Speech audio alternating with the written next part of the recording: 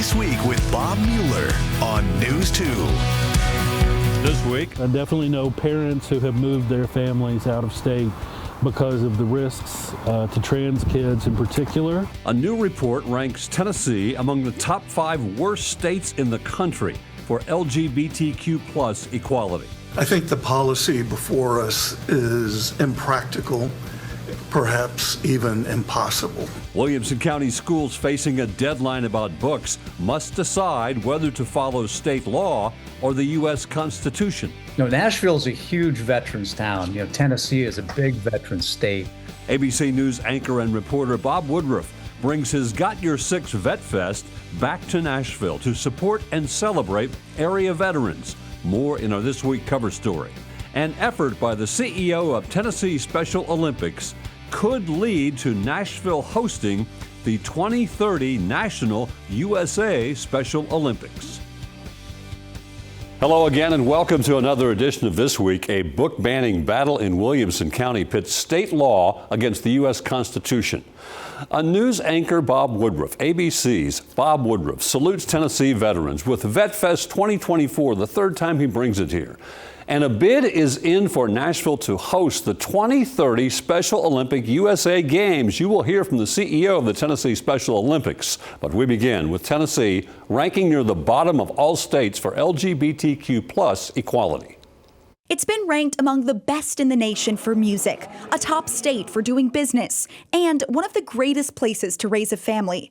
But when it comes to LGBTQ plus equality, Out Leadership says Tennessee is one of the worst, mainly due to the state's anti-LGBTQ legislation advocates say has pushed people out of Tennessee. I definitely know parents who have moved their families out of state because of the risks to trans kids in particular. But there are LGBTQ adults who have said, this is too much for me right now and at this time in my life.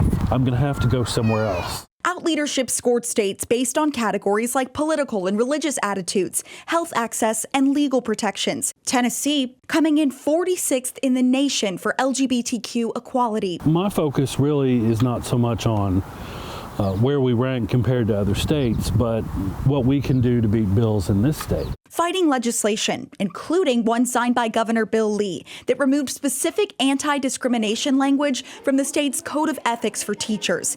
The bill's sponsor previously said it's not about targeting any specific group. We value everyone's life. We believe everybody is entitled to equal dignity. Everybody is entitled to love and to be loved. House Republican Caucus Chair Jeremy Faison weighing in on Out Leadership's report, writing on X, quote, "In Tennessee, we dare to believe boys do not belong in the bathroom with girls. Girls should not have to compete against boys, and gender mutilation is wrong for a minor. If this is bad for equality, so be it." In a separate post where an X user calls trans and queer people demons hiding behind lesbians, gays, and bisexuals, Faison responded, agreed. Sanders is focused on the future, pushing lawmakers to vote down legislation he says not only harms his community, but the state. They'll hurt industry recruitment in the state. They have broader ramifications. Reporting in Nashville, I'm Tori Gessner. Tennessee school boards face a deadline to set policy for removing and reviewing library books. In Williamson County, there's that deadline and a debate. How to follow state law while also following the Constitution. Here's News 2's Adam Mincer. There are more than 600,000 books in Williamson County schools, according to board member Rick Wimberly. And according to state law, that full collection needs to be periodically reviewed to make sure it's appropriate for the students who can access it. I think the policy before us is impractical, perhaps even impossible. Wimberly says reviewing all the library's materials will use up a lot of librarians' time and school resources. You have to wonder if the legislature did the math and It doesn't look like it to me. But the board has another hurdle, writing a policy in line with the First Amendment, while also setting up a system for someone to request the removal of a book they find sexual or excessively violent. The board brought up Alex Haley's book Roots, a book about slavery that was recently designated an official state book of Tennessee. The problem is there's then in the statute an absolute ban on anything that contains descriptions of sadomasochistic abuse. But you can't read Roots and say it doesn't have descriptions of sadomasochistic abuse in the treatment of some of those slaves. One board member responded to that comment, noting the difficult position they're in. If we're leaving it up to the First Amendment, we're going to get challenged.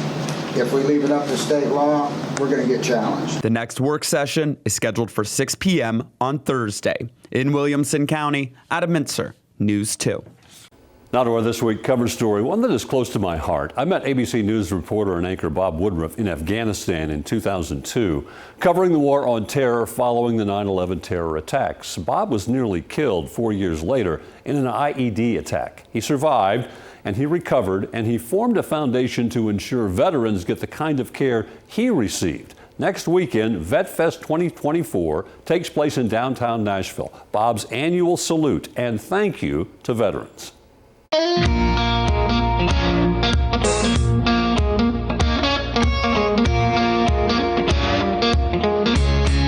For the third year, VetFest returns to Nashville, a way to say thank you to area veterans. Nashville's a huge veterans town. Tennessee is a big veterans state.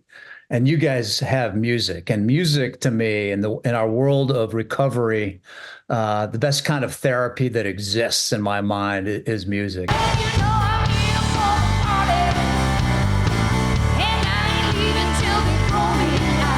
It is for the vets. It's for all of the people out there that are working so hard to keep us all safe and keep us free. So I appreciate every single one of them from the bottom of my heart. From the mountain to the prairie. To be able to be a part of a community and be here with families and veterans is wonderful because it's not something that we have an opportunity to do all the time. And music there will be this year. Ashley McBride, Maddie and Tay, Michael Warren, and Lucinda Williams will take the stage, all for VetFest. The veterans out there that are watching this, remember that everybody in this country, this is one of those that's not have the country split. Everybody wants to do something for the veterans because of what you've done. So come out, have some fun, and just remember that every American that I know wants to do, some kind of service for you. And I just want all of you to know that is what's happening in our country. Bob and I met in Afghanistan in 2002, covering the war on terror following the 9/11 terror attacks. In 2022, Bob hosted his first VetFest in Nashville, a way to salute veterans and their families, providing them access to veteran services, a night of entertainment, food and drink, games, and fellowship. It's always great to be in contact with them, I have to say. I've said this before, I'm just so close with my veterans friends that, having gone through so many similar things. For Bob and his wife, Lee, this is personal. Bob nearly died reporting from that Iraqi tank when an IED exploded.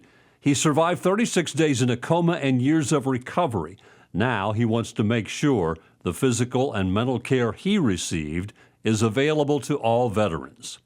When I woke up after those 36 days, Bob, as you know, I just saw on that same third floor of Bethesda Naval that there's some of the many young 22-year-old Marines that were, and some even hurt worse. And there was my family and my wife, and we thought, God, we got to do something for them when they go back to their towns. VetFest is Bob's way of saying, I got your six, and well done. Stay with us. This Week continues, and in a moment, a conversation with the CEO of Tennessee Special Olympics and some other special guests.